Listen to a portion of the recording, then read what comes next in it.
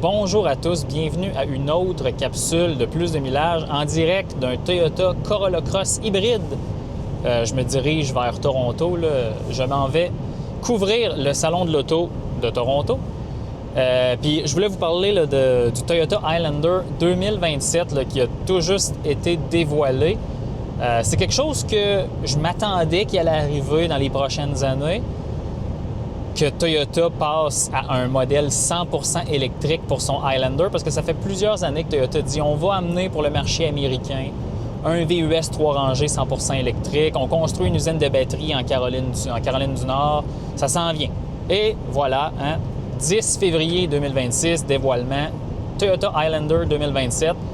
Donc, pas de nom BZ, pas d'acronyme EV. Le Highlander 2027 est 100% électrique et le Grand Highlander devient le 3 rangées monocoque thermique hybride chez Toyota. Ça fait du sens parce que quand on regarde les ventes, l'année dernière, en 2025, il s'est vendu plus de 100 000 Grand Highlander là, à l'échelle d'Amérique du Nord et seulement 30 000 à peu près Highlander.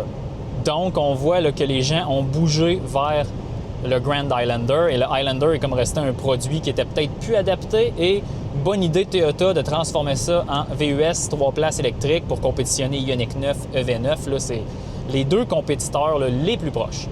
Donc, rapidement, là, on va passer au travers des spécifications et qu'est-ce qu'on en pense. On n'a pas les prix. Toyota dit que plus près là, de la date de mise en vente du véhicule, là, ça devrait aller plus vers la fin de 2026 pour qu'on ait les prix de vente. Là, en ce moment, on a seulement les spécifications, les autonomies et le véhicule. Donc, je vais commencer. Pour le Canada, on va avoir deux batteries. On va avoir une batterie de 77 kWh et une batterie de 95,8 kWh. Donc, c'est bien, grosse batterie. Et il va y avoir une version XLE 4 roues motrices avec la grosse batterie qui va aller chercher 511 km d'autonomie NRCan. Donc, c'est bien. C'est exactement le milieu de la gamme du Hyundai Ioniq 9, là, entre 539 et 500 km pour toutes les motorisations du Ioniq 9. Et pour ce qui est de la puissance, là, c'est une configuration 2 moteurs, 338 chevaux, 360 livres-pieds de couple à peu près. Donc une puissance correcte. C'est sûr que Ioniq 9, EV9 offre plus de puissance que ça.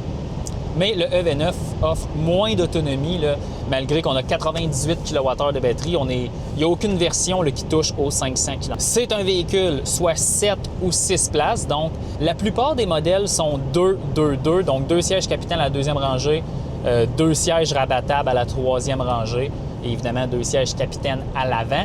Ça va être un véhicule qui va avoir la même suite logicielle que le tout nouveau RAV4 2026. Donc, la nouvelle façon là, de faire du logiciel automobile chez Toyota, avec les mises à jour, tout ça. Super important de vous mentionner aussi que le préconditionnement manuel va être disponible avec ce véhicule-là et le préconditionnement automatique va être en fonction de l'abonnement des services connectés que Toyota que vous allez avoir. Ça, je trouve ça un peu bizarre.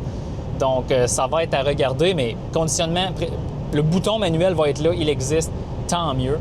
D'un point de vue d'architecture, qu'est-ce qu'on a? Ça va rester un véhicule architecture 400 volts avec 10-80% recharge rapide en dedans de 30 minutes. Donc, peu importe la batterie, là, c'est pas mal ça. Fait que je m'attends entre 150 et 170 kW de puissance maximale. Toyota ne l'a pas dit. Et aussi, ce qui est fascinant, c'est pas un véhicule sur la plateforme eTNGA sur laquelle on aurait le Toyota BZ Woodland CHR. Non. C'est une plateforme modifiée, donc TNGA-K, qui est la plateforme mid-size chez Toyota, là, avec le Grand Highlander, la Camry, toutes les autres, le RAV4.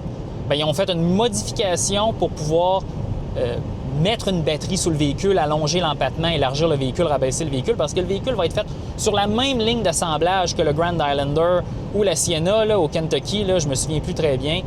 J'estime des choses, mais dans le fond, Toyota a tout adapté ça, mais lorsqu'on regarde visuellement, vous voyez les images depuis le début de la vidéo, ça reste un véhicule qui semble très, très optimisé comme un véhicule 100% électrique, port NACS bien évidemment, branché rechargé nativement, puis capacité de remorquage sur la grosse batterie, 3500 livres, donc c'est correct, suffisant, là, je vois pas de problème de ce côté-là.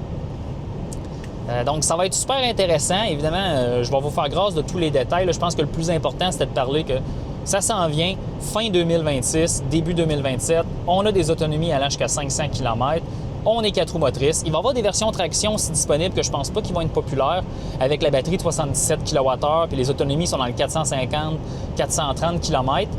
Ça sera à voir. Peut-être que les flottes de taxis vont aimer ça pour les aéroports parce qu'ils n'ont pas besoin de tant plus d'autonomie que ça.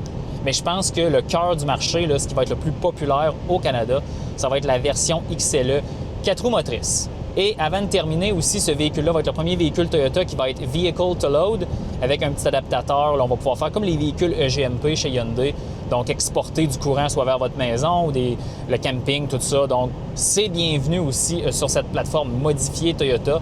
Probablement que d'autres modèles Toyota électriques à venir auront cette fonction. Donc, c'est pas très, très long. Petite capsule pour vous le présenter. Lorsqu'on aura plus de détails, lorsqu'on se rapprochera des essais routiers, flotte de presse, on repassera au travers du Highlander, même lorsqu'on aura les prix, puis on verra la compétitivité du véhicule. Mais connaissant Toyota, puis avec l'expérience du nouveau RAV4, le prix devait être sensiblement le même que le Highlander actuel, mais dans les grades plus hauts. Sur ce, c'était Alexandre pour Plus de Millage en direct de l'autoroute 401. On se laisse là-dessus.